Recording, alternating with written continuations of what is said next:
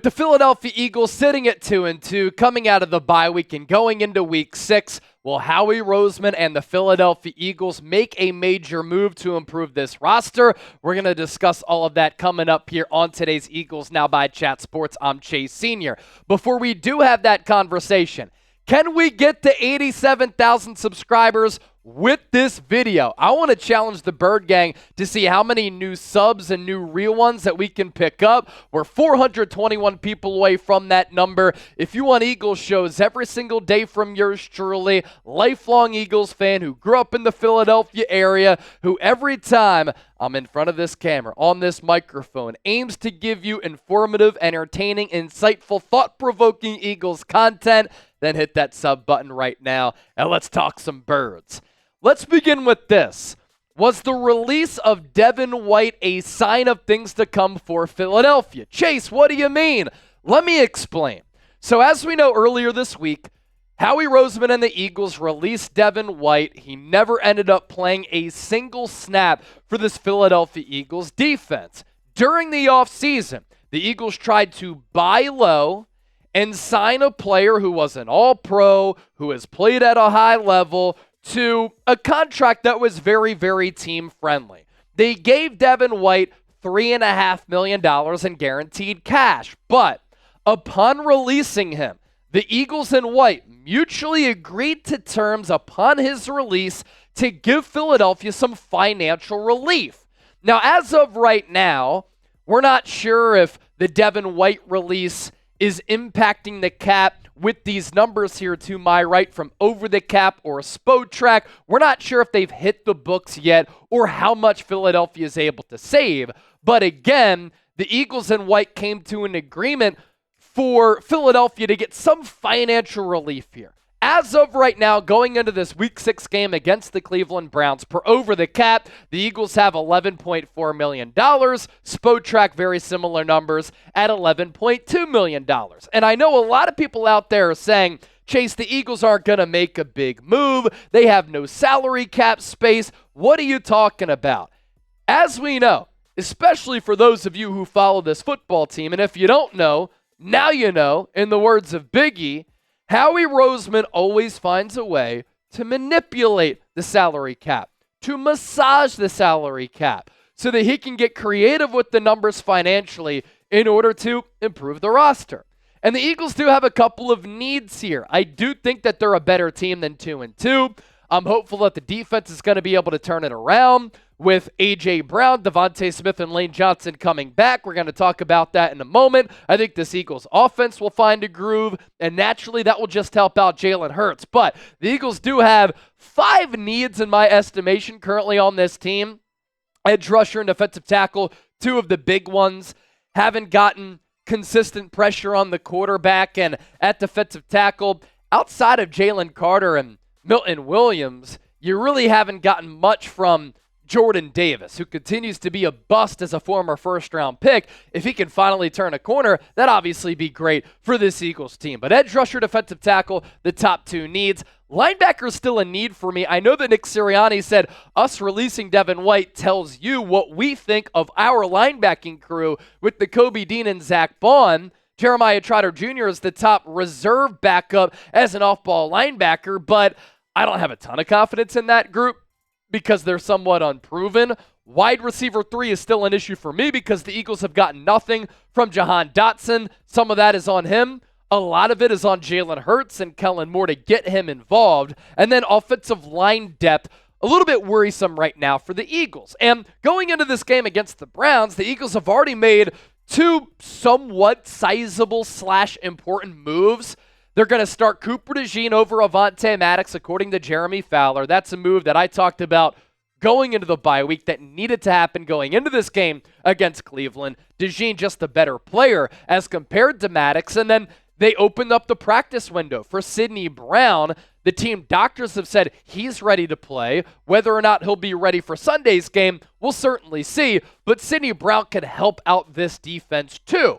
What's also going to help out this overall Eagles team and the offense is the fact that some stars are returning back into the lineup. Lane Johnson is a perennial All-Pro and Pro Bowl right tackle. A.J. Brown is one of the top wide receivers in the game. And Devontae Smith, one of the top wide receivers in the game as well.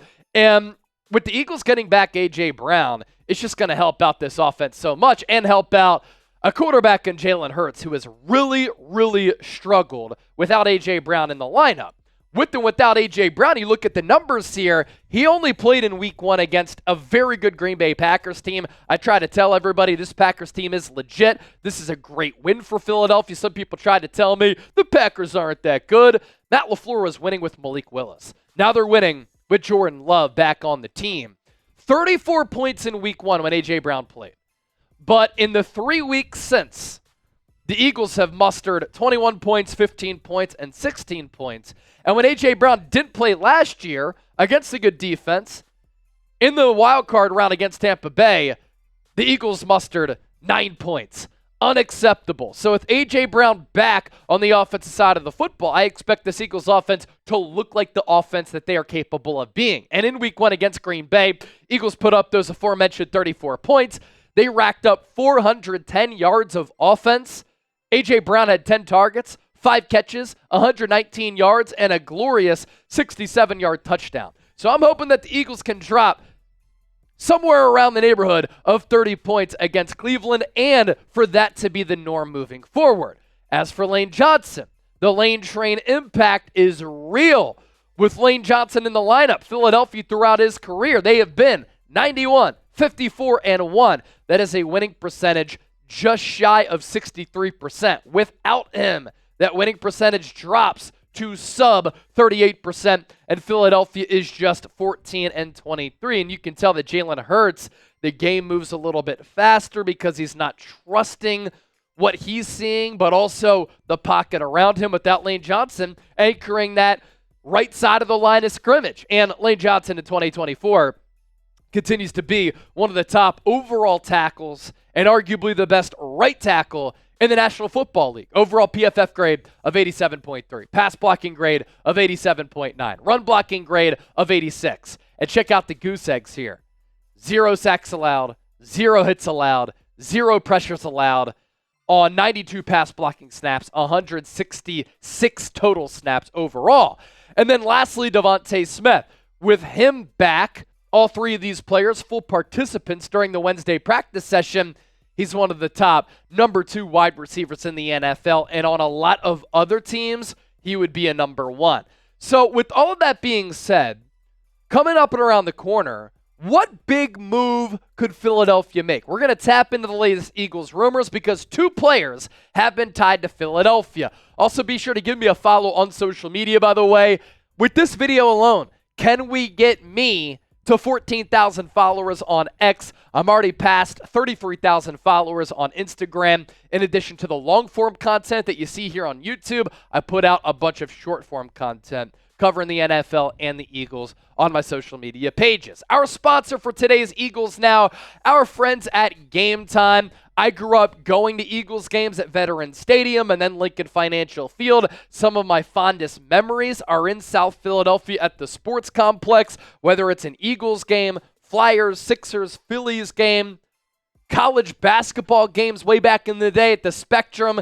And what's glorious about being able to go to a sporting event, putting together great memories with loved ones, but also meeting new people at games. And you can do that with the Game Time app. They specialize in last-minute tickets at the lowest price guaranteed, and you can get in the door with the best seats while saving a lot of money. You can also see the view from your seat before you buy, so you know exactly what to expect when you arrive, and you can access tickets right from your phone. I love how you can just see the vantage point and the price point from your seats. What's great about the Game Time app, it's not just exclusively for sporting events. Thanks to Game Time Picks, you can find the best seats at the lowest price guaranteed to go to a sporting event, but also concerts, comedy shows, theater events. I love music. I love comedy. I love the performing arts. So download the app, create an account, use the code CHATSPORTS, CHATSPORTS, for $20 off. That is terms apply. First purchase only. What time is it? Game time. As for the the latest Philadelphia Eagles rumors. Two players have been tied to Philadelphia over the last couple of days. Edge rusher Von Miller and Amari Cooper. And you think about both of these players, right? Von Miller, Amari Cooper, two players that Howie Roseman could be looking at to bulk up this Eagles team. They're both kind of fitting the Eagles window right now of trying to win. Von Miller is 35 years old. You already have an older edge rusher in Brandon Graham, who, by the way, is playing excellent football this year. So Von Miller, not in his prime any longer, so he would be more of that rotational type of edge rusher. But Amari Cooper is a wide receiver who can still get the job done. And Howie Roseman could be looking at both of those players and other players around the NFL because, as we know, Howie Roseman always willing to be aggressive around this time of the year. And the NFL trade deadline, by the way, did get moved back a week into November. My thoughts on Von Miller first. He was a Pro Bowler under Vic Fangio back in 2019 when Fangio was the head coach of the Denver Broncos. So this is a complex scheme, and Von Miller has had a lot of success playing under Vic Fangio. The Eagles do need some pass rushing help. The issue with Von Miller, he is currently suspended for violating the personal conduct policy and some chatter that he may have assaulted a pregnant woman, which obviously isn't good, and that is ugly, and for those reasons, I would be out. No man should ever be laying their hands on a female in that type of manner. And then with Von Miller, he is 35 years old and a declining player. And you look at his numbers over the last 4 years. Last year, he only did play 12 games, and he was a healthy scratch and just not getting a lot of snaps overall in those 12 games for Buffalo just wasn't good. He was off to a pretty good start this year for Buffalo before he did get hit with that suspension. In 4 games, he had 3 sacks, 5 tackles, 3 TFLs, and then back in 2022, 8 sacks, 10 TFLs, and the year before that, he spent his time between Denver and Los Angeles, 9.5 sacks, 50 tackles, 19 TFLs. So recently, he has had some pretty good production. The same can be said for Amari Cooper, who is a player who I would be interested in, even though the Eagles have greater needs on the defensive side of the ball. Up to this point, Jahan Dotson hasn't worked out. Now, against Tampa Bay, he did lead the Eagles in wide receiver separation. Jalen Hurts just didn't throw the football his way. It's on Hurts to target him to make that trade worth it. It's on Dotson to break out of this slump a little bit. It's up to Kellen Moore to utilize a player who Howie Roseman gave up a 3rd-round pick for. So the Eagles are still looking for a wide receiver 3 to emerge. The Browns could also sell, especially if they lose this game against Philadelphia. They'll drop to 1-5. The offense has been horrid. We talked about that on yesterday's show. Amari Cooper can still ball.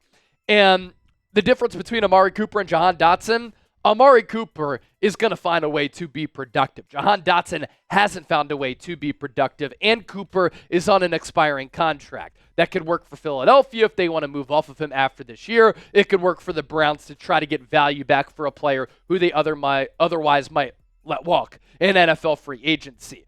Both Cooper and Miller would be categorized as win-now moves for this Eagles team, and they could help this Eagles team with some of the weaknesses that they currently have on their respective sides of the ball, offensively and defensively. And for Amari Cooper, this is a player who is still getting the job done at a really, really high level. He hasn't had great quarterback play while with the Cleveland Browns, yet you look at the numbers in 2022 and in 2023, still had more than 70 catches in each of those years, well over 1,000 yards, and a touchdown machine. In 2022 and in 2023, it combined 14 touchdowns. His numbers this year certainly are down, but that's because this Browns offense has been historically bad. Deshaun Watson has been horrible against one of the easiest schedules of opposing defenses, and Cooper only has 20 catches for 208, 10.4 yards per catch and 2 touchdowns. On film, he still looks good. Deshaun Watson has just been so bad. So what say you? What move would you make if you were Howie Roseman in the shoes of the Eagles general manager? Let me know down in the comment section. And as always, thank you so much for watching.